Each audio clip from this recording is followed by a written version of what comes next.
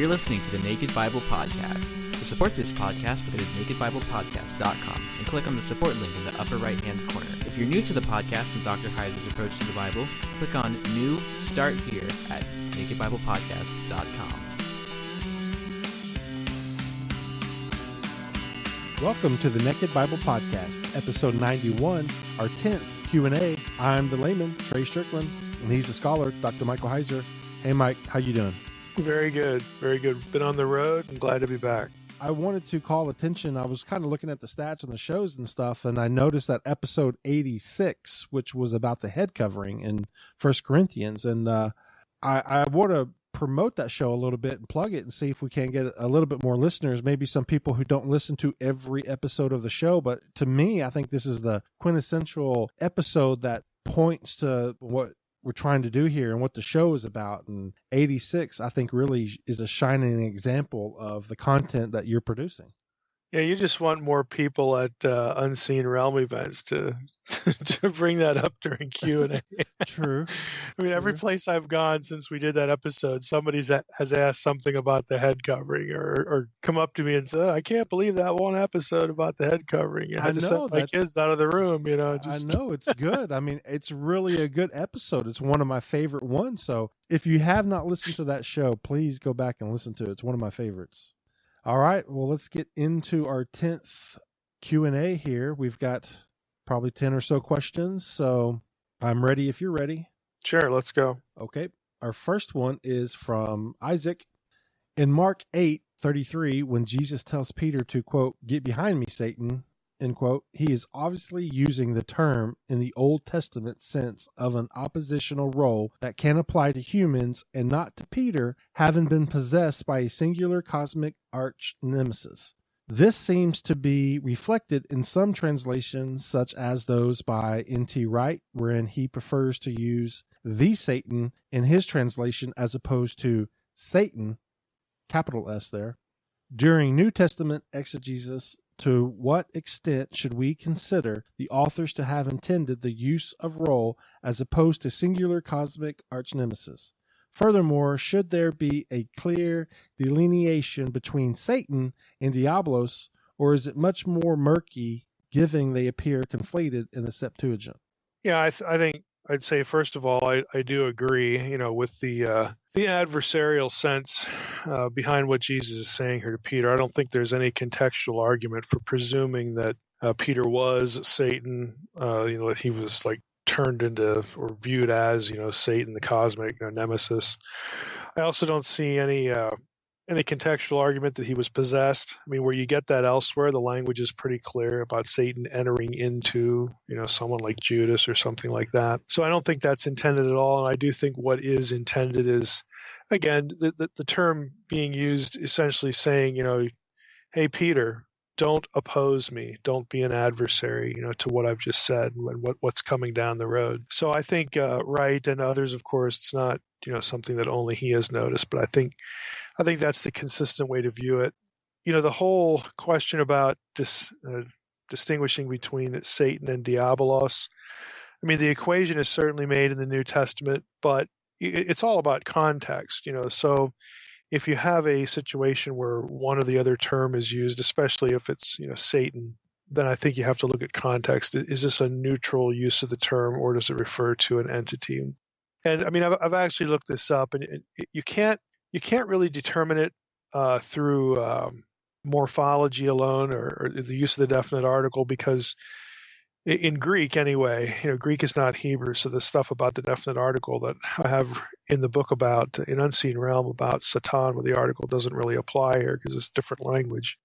But you will have instances where Satanas, Greek there, occurs with or without the article, where the context clearly points to a specific individual, again, the devil or some other term that's applied to him. So there's no neat breakdown there. And Diabolos, the devil, is certainly used of Satan in the New Testament. But does that mean everywhere that we see one term, Satan, that we need to think of the other? Well, not necessarily. And I think Mark 8:33 is a good instance of that. And that overlap in terms, does start in the Septuagint. But again, you can't just say, you can't look at a trend or a phenomenon and say, well, I see this trend or phenomenon here, so everywhere, I run into the same term, I have to think this way. Again, that isn't the case. Trends are trends, phenomena are phenomena with, even with outliers, to deal with, and you certainly have outliers here. So context is always king.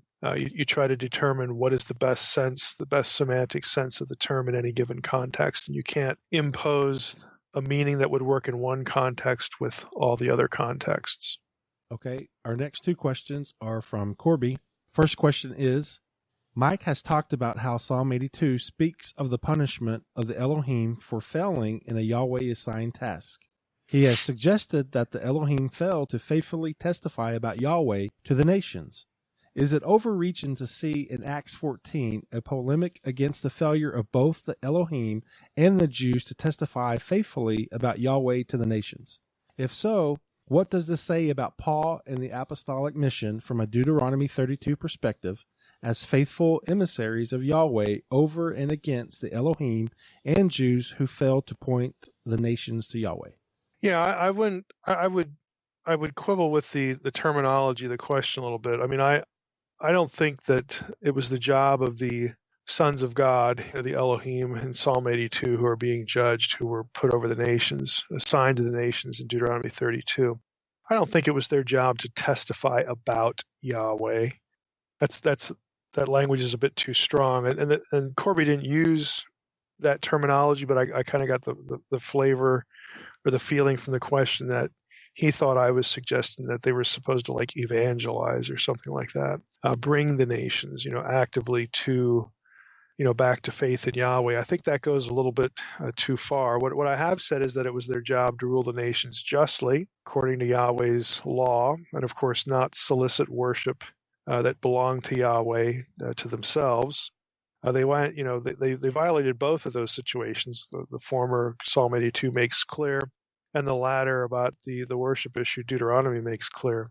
But again, that isn't sort of like active evangelism. So I don't know if that's what the Corby was thinking of in the question or not. But I kind of got that feeling from it. So I think we should say that. I mean, Paul thinks in some way, and he's not specific, but Paul apparently thinks that in some way the situation, where the nations were assigned to the other gods and, dispersed, that would prompt people in those nations to seek God. Acts 17, 26 and 27. Let me just read that. Paul says, he made from one man every nation of mankind to live on all the face of the earth, having determined allotted periods and the boundaries of their dwelling place, that they should seek God and perhaps feel their way toward him and find him. Again, Paul sees some relationship between the return of the nations, sort of into the fold, back into the family of Yahweh, and this situation that derives from what happened at Babel. But again, even his statement doesn't actually have them doing some sort of evangelism or have them testifying to the nations about the true God. So I think that's goes a little bit too far. So the rest of the question about referring to Acts 14, something about Acts 14 being a polemic against the failure of the Elohim. Of course, Acts 14 is when the Gentiles mistakenly identify Paul and his preaching companion. I can't remember exactly who it was. Was it Paul and Silas in Acts 14? It identifies them as gods, divine beings, Zeus and Hermes, and that sort of thing. And of course, Paul says, "No, wait a minute. We're just men like you. We're not gods." So is Acts 14 kind of a polemic? Because here you have two men that people assume are gods testifying to the people about the Messiah. Is this some sort of is there something going on there that would go back to Psalm 82 and say, hey, look, two guys out here are doing your job, doing the job that you gods should have done, and you gods are inept and whatever, and you deserve judgment back in Psalm 82. I think that's a stretch. I think it goes a bit too far. So I would view it as overreaching. I mean, Paul denies the identification, which sort of seems necessary for the analogy, but of course he wouldn't have to affirm it. But again, literarily, it's a stronger case if there's something, a little more pointed in that direction. I guess what I would say is I need to see more in the text? In other words, is there some definite hook linguistically, textually, some term that really matters? Is there a hook back into Psalm 82 in Acts 14? And I don't know of any. So for that reason, plus just more generally, that I don't see, again, evangelism or telling the nations, giving the nations a message about Yahweh. I don't see that as a specific thing that's brought up in Psalm 82. So for those two reasons, I would be disinclined, again, to go that direction with Acts 14. Okay. Corby's second question is, just heard Larry Hurtado discussing Jesus devotion. He speculated that if Paul was asked why Jesus was worshipped, Paul's answer would be something like, quote, God raised him, God exalted him, and God requires that we worship him, end quote. In contrast, Hurtado said that Greek notions of essence and person would not have been categories that Paul would have used to describe or understand Jesus' relationship to Yahweh. My question is, how would Second Temple Jewish views of divine plurality, angel of the Lord, divine council, co-regent stuff, give us more insight into how Paul would have understood Jesus in light of the Shema and exclusive worship of Yahweh? Though Hurtado said Greek thought didn't provide the categories for the earliest Jewish Christians to understand this Yahweh-Jesus relationship, he didn't seem to make an attempt to unpack categories available to first-century Jewish Christians that could illuminate the situation, such as Old Testament divine plurality concepts and language. This left me very confused, and he sent the question to Dr. Hurtado, and his response was, quote, I contend that the chief agent traditions were a factor, but not sufficient to account for the kind of cultic reverence given to Jesus. None of them receives anything equivalent, end quote. Does Mike agree with Hurtado's assessment? I get the impression from Dr. Heiser that Jewish divine plurality ideas were far more influential in New Testament thought than guys like Hurtado are granting. Yeah, I mean, I've mentioned before that Larry Hurtado. I mean, we know each other and we've chatted a good bit about this. We disagree on this point, and I'm not the only one who disagrees with Hurtado on this point. What it really comes down to questions like, his contention, that chief agent traditions were a factor but not sufficient to account, for the cultic reverence. That's a key phrase for him given to Jesus. Well, it depends how you look at worship. Cultic reverence, that tells you sort of where Hurtado's at on worship. He's defining worship in terms of cult ritual, cult observance.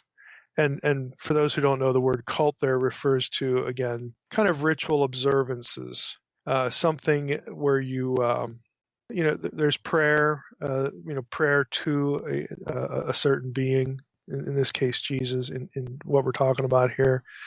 There's some sort of, ritual observance that has him as the focus. Okay, there's the Lord's Supper, that sort of thing. So his argument is that, well, the other chief agents that you see in Second Temple Judaism never get that kind of stuff. People don't pray to them. There is no, ritual service element.